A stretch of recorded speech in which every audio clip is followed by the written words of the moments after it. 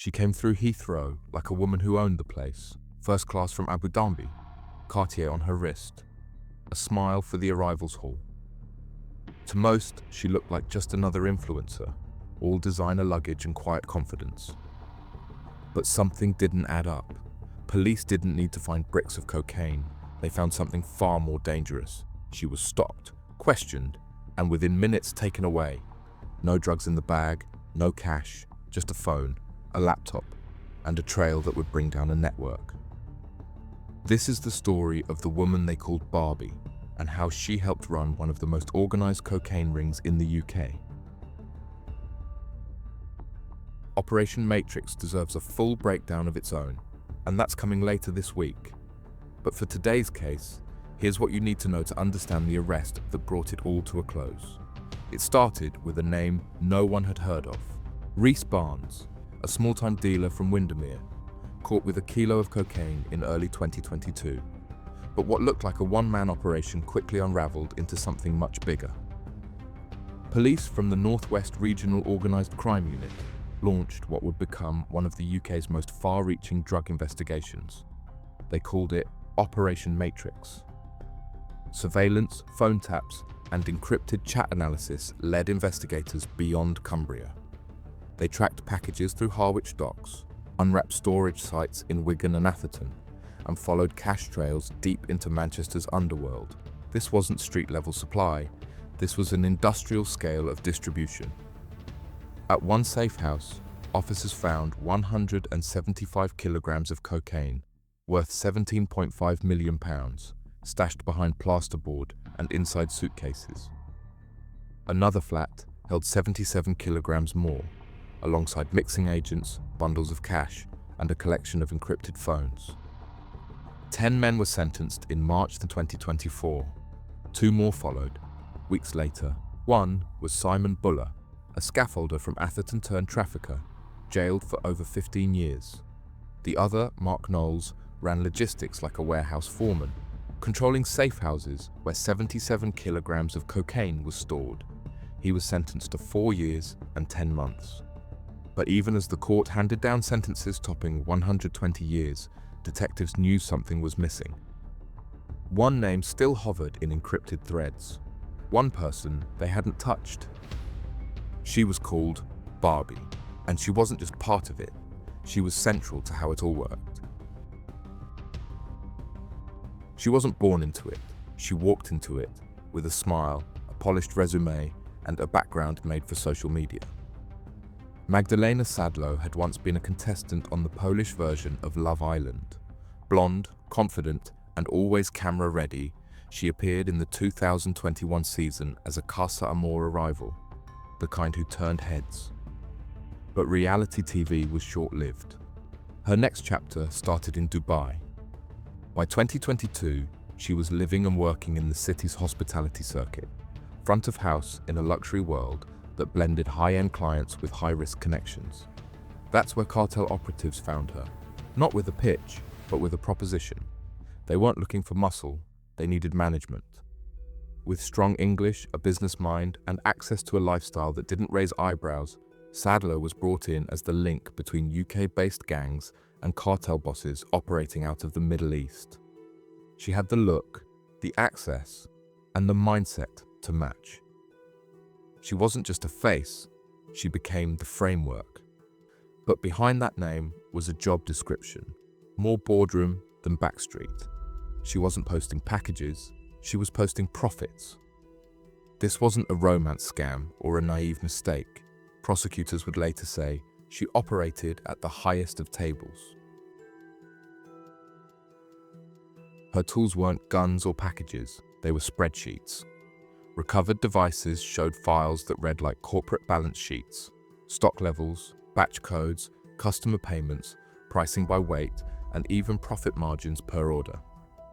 It wasn't scribbled in notebooks, it was calculated, down to the decimal point. Messages found on her phone tracked monthly gains. At one point, she noted profits approaching £296,000 in a single month, a figure calmly entered into her digital records. In another update, she described how blocking out hour-long sessions helped her stay on top of the accounts. But she wasn't just tracking cocaine. Officers later confirmed the operation also moved 96 kilograms of ketamine and 70 kilograms of cannabis, all logged, all accounted for. Her records showed not only how much was sold, but who moved what, where it came from, and what it returned.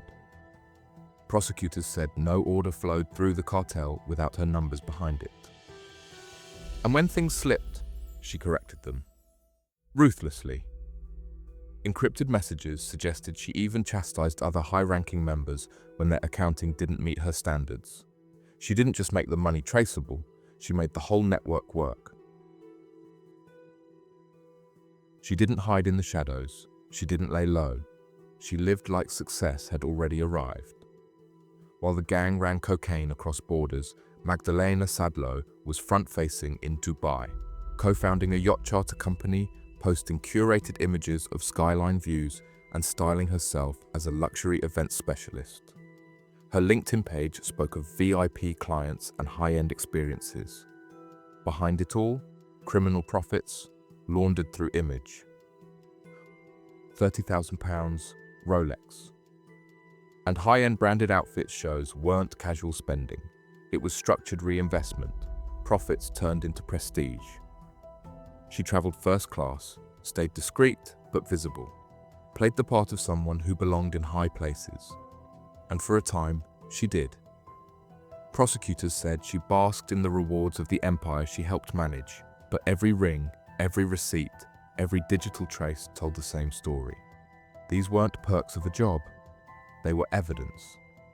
And when the numbers were traced backwards, all roads led to her. She wasn't just behind the laptop, she was behind the wheel. Despite her executive role, Magdalena Sadlo took part directly in the movement of drugs.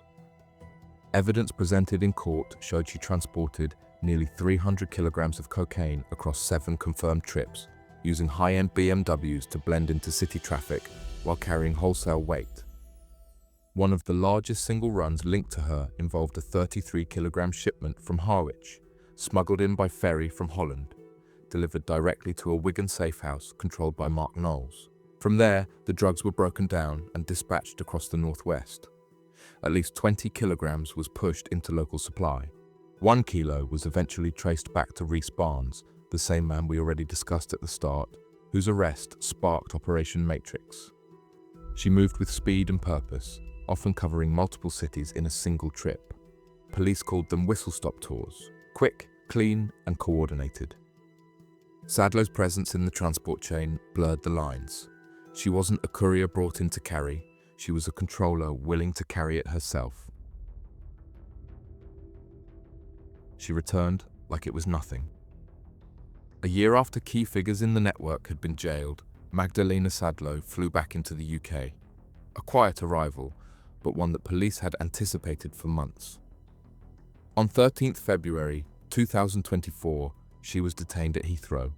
What followed wasn't a search for drugs. It was a forensic excavation of her digital footprint. Her encrypted phone held more than messages. It mapped the organization. Investigators uncovered internal ledgers, batch codes, shipment tracking, and logistics documentation, not just on cocaine, but on cannabis and ketamine stock as well. One file detailed movement coordination for 600 kilograms of cocaine, itemized, timed, and tied to names. Another recorded months of expenses, stock depletion, and net profit updates. They found planning, not panic. Structured record keeping, not sloppiness. Search history showed awareness of risk. She'd looked up UK drug seizures, sentencing laws, and even countries with capital punishment for trafficking. This wasn't a woman caught up in someone else's mess. This was someone who'd forecasted consequences and still made the next move. What began as a standard stop at border control ended as the final collapse of a £64 million network, led by someone who, until that moment, had stayed 2 steps ahead. By the time she stood in the dock at Carlisle Crown Court, the numbers were already against her. Magdalena Sadlo faced charges of conspiracy to supply Class A and B drugs, cocaine, cannabis, ketamine, and conspiracy to conceal, disguise, convert, or transfer criminal property. The case wasn't built on speculation. It was structured, like her records. Digital proof, ledger trails, direct links to cartel bosses abroad. The prosecution called her indispensable, not an assistant, but an architect. They described her as relentlessly efficient, someone who chased figures, corrected others, and managed the moving parts of an operation that spanned multiple countries. She wasn't replaceable, she was critical. The defense painted a different picture, a woman who had struggled with addiction, drawn into the orbit of criminals more powerful than she was. They claimed she'd exaggerated her role and earned just £1,000 a month. But the court didn't accept that. Judge Nicholas Barker made it clear Sadlow had operated with full knowledge, full capability, and full intent. She understood the risks and she took the rewards. And the impact of her decisions, he said, ran all the way to street-level supply. 13 convictions, over 140 years in prison. Operation Matrix had begun with a local dealer and ended with the collapse of 3 organized crime groups stretching from Cumbria to Dubai. Over 600 kilograms of cocaine, 96 kilograms of ketamine, and 70 kilograms of cannabis were traced through her records. Millions laundered, dozens supplied. She kept no weapons, no stash houses. But she held the structure together. Every shipment, every route, every profit, it ran through her screen.